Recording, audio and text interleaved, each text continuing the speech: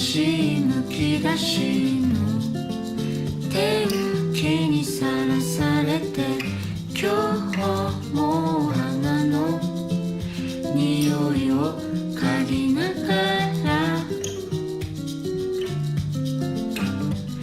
やろうと思うことはいずれできるから、今はできることをとりあえず出すんだ。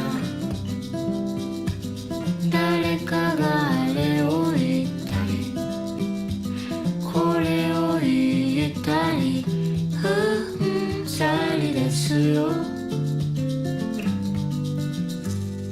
人生嘘ばっかだよ。人生嘘ばっか。何を笑って隠してる。人生嘘ばっかだよ。人生嘘ばっか。何をごまかしている。だけどみんな見せないんだよ。笑顔で生きるんだよ。今は何でもない一日が5日の日が特別な日になる。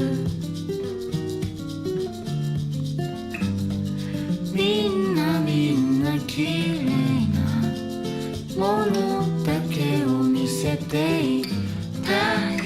呆れるほどに夢みたいに。やめときゃよかった。そっちがよかった。うんざりですよ。人生嘘ばっかだよ。人生嘘ばっか。何を戸惑い隠してる。人生嘘ばっかだよ。人生嘘ばっか。